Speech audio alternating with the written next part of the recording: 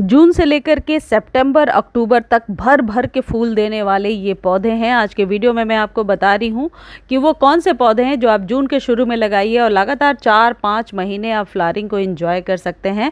और ये जो फ्लावर्स हैं ये परमानेंट हैं, इन्हें एक बार आप अपने गार्डन में या बगीचे में या ज़मीन पर भी यदि लगाते हैं तो ये पौधे सालों साल चलेंगे और इनको लगाने का ये सही टाइम है। तो आज के वीडियो में इन फ्लावर्स का नेम भी बता रही हूँ, इनके रख रखाव के बारे में भी बता रही हूँ। देखिए, सबसे पहला जो पौधा है वो है गुड़हल यानी हिबिस्कस। हिबिस्कस को लगाने का सही टाइम है। हिबिस्कस की लाइफ 8 से 9 साल जरूर होती है यदि आप संभाल कर चलते हैं। हिबिस्कस हाइब्रिड हो या देसी हो, दोनों ही लगा सकते हैं। हिबिस्कस में 3-4 वेराइटीज़ बहुत कॉमन है, रेड, येलो, वाइट, जो देसी वाले हैं। हाइब्रिड के कलर्स अलग अलग आते हैं। हिबिस्कस को यदि आप घर में लगा रहे हैं किसी भी तरीके की सॉइल में लगा सकते हैं, लेकिन 20-30% यदि कंपोस्ट उसमें डाल देते हैं और 4-5 घंटे की धूप दिखा देते हैं तो इतना एनफ है। ऐसे में ही पौधा सरवाइव कर जाता है और फ्लावरिंग करने लगता है। हिबिस्कस पर अलग से वीडियो मैंने एवरग्रीन वाले चैनल पर डाल दिया है, लिंक आपको चाहिए तो आप लिख कर भेज दीजिए कि हिबिस्कस फ्लावर के फर्टिलाइज़र का लिंक दे दीजिए। तो इसको आप 50 से लेकर 100 रुपीज़ तक में अभी नर्सरी से ख़रीद सकते हैं। इस मंथ में यदि इस पौधे को लगा रहे हैं तो इस बात का ध्यान रखिए कि इवनिंग के टाइम में रिपोर्ट करेंगे और हमेशा 8 से 10 इंच का कंटेनर रखिए। दूसरा जो बेल वाला पौधा है अभी लगा सकते हैं वो है मॉर्निंग ग्लोरी। देखिए कितना ऊंचा चला गया है। यदि ज़मीन में लगाते हैं, गमले में भी बहुत आसानी से लगाया जा सकता है। इसके बहुत सारे कलर्स अभी आपको नर्सरी पर मिल जाएंगे और बीजों से भी अभी आप ग्रो कर सकते हैं। अब तीसरा जो पौधा है जो अभी 70-80 रुपये में आपको नर्सरी पर मिलेगा वो है अलामांडा। अलामांडा के 3-4 कलर्स आपको मिल जाएंगे। अलामांडा को हमेशा थोड़े चौड़े और बड़े कंटेनर में लगाना चाहिए। इसी तरीके से आप टिकोमा लगा सकते हैं। टिकोमा भी बेल वाला पौधा है, अलामांडा भी बेल वाला पौधा है। ये जो पौधा आप देख रहे हैं ये ब्लीडिंग हार्ट का पौधा है, देखने में बहुत खूबसूरत लगता है। और इन सब को आप वर्मी कंपोस्ट ज़रूर दीजिए यदि आप ये पौधे घर में लगा रहे हैं। नीम खली भी 1-1 चम्मच दे सकते हैं। ये सारे बेल वाले पौधे हैं। इसके साथ ही आप अपने गार्डन में अभी मोगरा को ज़रूर ऐड कीजिए। मोगरा एक अच्छा खुशबूदार पौधा है और सालों साल चलता है।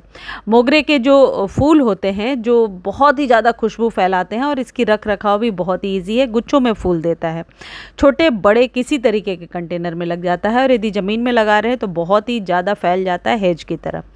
मोगरे के पौधे को कैल्शियम युक्त खाद दीजिए। पान की दुकान पे जो चूना मिलता है 1 चुटकी पानी में घोल करके आप मोगरे में डाल दीजिए और आप देखिए आपके मोगरे का पौधा लगातार खिलता रहेगा। बारिश का पानी जितना ही ज़्यादा जाएगा इस पौधे में, ये पौधा बिल्कुल फैल जाएगा। अगला जो पौधा है वो है इक्ज़ोरा। इक्ज़ोरा भी आप लगा सकते हैं। इक्ज़ोरा के मोर देन 5-6 कलर्स आपको नर्सरी पर मिलेंगे। इसमें 2 वैरायटी है, एक हाइब्रिड है और एक देसी है। देसी वैरायटी हमेशा मैं प्रेफर करती हूँ कि बेहतर होता है, किसी भी चीज़ का रख रखाव कम मांगता है और आसानी से लग जाता है। ये जो इक्ज़ोरा के फूल हैं ये जब खिल जाते हैं तो इनको स्टेम के पास से कट कर देना होता है और सेम चीज़ आपको मोगरे में भी करनी होती है। अगला जो पौधा है जो अभी आप लगा सकते हैं वो है पोर्टुलका और अपराजिता। पोर्टुलका अपराजिता दोनों में भर भर के फूल खिलेंगे। पोर्टुलका को तो अभी आप कटिंग से भी लगा सकते हैं। छोटी छोटी कटिंग आप सॉइल में दबा दीजिए और आप देखिए लगातार फूल खिलने लगेंगे। जितना ही ज़्यादा बरसात का पानी इसमें जाएगा ये पौधा फैलेगा।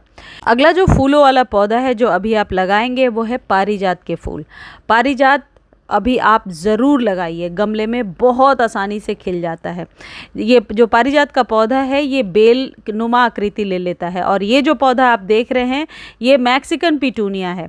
ये पूरी गर्मी सर्दी बरसात फ्लावरिंग करते रहते हैं गुच्छों में। मैक्सिकन पिटूनिया के 3 कलर्स आपको बहुत आसानी से अभी नर्सरी पर मिलेंगे। अगला जो बेल वाला पौधा है वो है रंजाई का पौधा और इसी तरीके से मिलता जुलता एक ये जैस्मिन की ही एक वैरायटी है जिसे अभी आप नर्सरी से लेकर लगा सकते हैं। और इक्ज़ोरा तो आप लगा ही सकते हैं, मैंने पहले ही बताया। सबसे अच्छा पौधा अभी लग सकता है आसानी से वो है कनेर। जैसा आप ये देख रहे हैं इसको बिल्कुल केयर की ज़रूरत नहीं है, खाद नहीं भी देंगे फिर भी ये पौधा आपके पास रह जाता है। ड्राउट टॉलरेंट प्लांट है। ये जो आप देख रहे हैं ये अलामांडा की ही एक वैरायटी है। अलामांडा के 4-5 कलर्स तो आसानी से आपको मिल जाते हैं और गमले में बहुत फैल जाता है। देखिए कितने सारे फूल आए हुए हैं और 8 इंच के कंटेनर में भी आसानी से आप इसको लगा सकते हैं। इनमें ज़्यादा से ज़्यादा फूल लेने के लिए आप पोटैश 1 चम्मच डालिए और वो हर एक 15 दिनों पे रिपीट करते जाइए। आप देखिए फ्लावरिंग इसमें होती रहेगी। अगला जो एक बेल वाला पौधा है, ये भी एक चमेली की ही वैरायटी है। इसे कुंद का पौधा भी कहते हैं। बहुत ही ज़्यादा गुच्छों में फूल देता है। इसे आप गमले में लगा करके बिल्कुल एक हेज सा बना सकते हैं। जैसे देखिए मेरे यहाँ बालकनी में ये कितना ही घना हो गया है। तो इस पौधे को 100 रुपीज़ तक में अभी आप नर्सरी से ख़रीद सकते हैं। और हर एक फ्लावरिंग के बाद इसमें ट्रिमिंग करनी होती है ताकि ये पौधा घना हो जाए। छोटे कंटेनर में फ्लावरिंग चाहते हैं तो ये पर्पल हर्ट लगा लीजिए। इसके पिंक फ्लावर्स बहुत ही खूबसूरत लगते हैं देखने में, और इसके फूल छाया में भी उग जाते हैं। धूप में तो उगते ही हैं, छाया में भी उग जाते हैं। अगला जो पौधा है ये जट्रोफा है। जट्रोफा ज़रूर लगाइए। जट्रोफा में कोई कीड़ा भी नहीं लगता, और देखिए कितनी अच्छी इसमें फ्लावरिंग होने लगी है। और यदि कोई ऐसा पौधा लगाना चाहते हैं जो खुशबू से पूरे बगीचे को भर दे, वो है गार्डेनिया का पौधा। गार्डेनिया लगाइए, मधुमालती लगाइए, रजनीगंधा लगाइए और रात रानी। ये सभी पौधे अभी आसानी से आपको लग जाएंगे, और सबसे अच्छी बात है कि इस सीज़न में सस्ते भी मिलते हैं, लगाना भी आसान है, और नर्सरी से लाने के बाद ये रिपोर्ट करने पर मरेंगे भी नहीं। एक और पौधा है जिसे अब तक आपने नहीं लगाया तो ज़रूर लगाइए, वो है अडेनियम का पौधा। अडेनियम में हालांकि फ्लावरिंग का ही टाइम चल रहा है, और अडेनियम के छोटे पौधे को भी यदि आप खरीद कर लाते हैं तो धीरे धीरे इसकी कोडेक्स मोटी होने लगती है, और ये पौधा आपके यहाँ हर एक साल सीज़न में फ्लावरिंग करना शुरू करता है। जितने भी पौधे थे धूप वाले पौधे थे, लेकिन छाया में आप फ्लावरिंग चाहते हैं तो एंथोरियम लगा लीजिए। एंथोरियम में छाया में ही फूल खिलते हैं। यदि धूप में इस पौधे को रखेंगे तो ये पौधा बहुत जल्दी खराब होने लगता है। एक और पौधा है जो परमानेंट चलता है और छाया में ही चलता रहता है, वो है पीस लिली। पीस लिली का पौधा भी अभी आप लगा सकते हैं। अब धूप वाले पौधों की बात करें तो गुलाब के फूल अभी आप लगा सकते हैं। गुलाब का पौधा यदि आप लेकर आते हैं, बरसातों में आसानी से चल जाता है और सर्दियों में बचाना भी आसान होता है। तो गुलाब का पौधा अभी आप घर ला सकते हैं, 50 से 100 रुपये में मिलेगा। घर लाने के बाद इवनिंग के टाइम में रीपॉट कीजिए, और घर में जो यूज्ड टी लीफ होता है उसे धो करके सुखाइए, और वही चाय पत्ती हर एक 7 से 8 दिनों पर आप अपने गुलाब में डालते जाइए। गुलाब को एसिडिक सॉइल पसंद है, और जो चाय पत्ती है वो मिट्टी में जा कर के गुलाब के लिए इस तरीके की आप कह सकते हैं एसिडिक सॉइल बनाती है कि गुलाब पर आप ढेरों फ्लावरिंग ले सकते हैं। एक और पौधा है जो कटिंग से ग्रो होगा। यदि आप अभी ले करके आ जाते हैं नर्सरी से तो बरसातों में मैं आपको बताऊंगी कि इसकी कटिंग्स को कैसे ग्रो करना है, और यह है बेबी सनरोज़। मैं इतना छोटा पौध लेकर के आई थी, और अभी यदि किसी दिन वीडियो में आपको दिखाऊंगी तो इतना फैल गया है।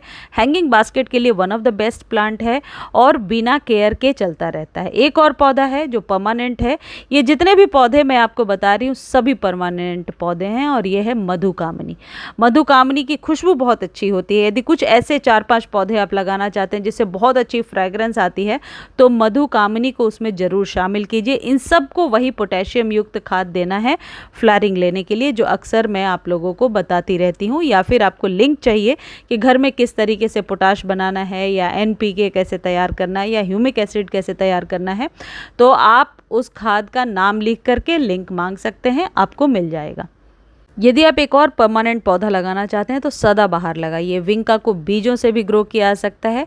हाइब्रिड विंका को थोड़ा अवॉइड कीजिए बरसात में, लेकिन देसी वाले जो 2-3 कलर्स हैं लगाइए, वो बीजों से भी ग्रो हो जाते हैं। इसी तरीके के बहुत सारे मुसेंडा वगैरह के पौधे हैं जो अभी आप फ्लावरिंग प्लांट्स ले सकते हैं, लगा सकते हैं, और बहुत आसानी से 4-5 महीने आप अपनी गार्डनिंग को इंजॉय कर सकते हैं बिना किसी केयर के। चलिए, मैंने कोशिश किया है कंप्लीट जानकारी देने के लिए। फिर भी कोई क्वेश्चन है आपके माइंड में, आप कमेंट सेक्शन में लिख सकते हैं। मेरे द्वारा दी गई ये जानकारी आपको थोड़ी भी अच्छी लगती है तो प्लीज़ चैनल को लाइक, शेयर, सब्सक्राइब कीजिए। इससे हमारे व्हील पावर को एप्रिसिएशन भी मिल जाता है। और फेसबुक पर देख रहे हैं तो फॉलो कीजिए और शेयर कीजिए। धन्यवाद।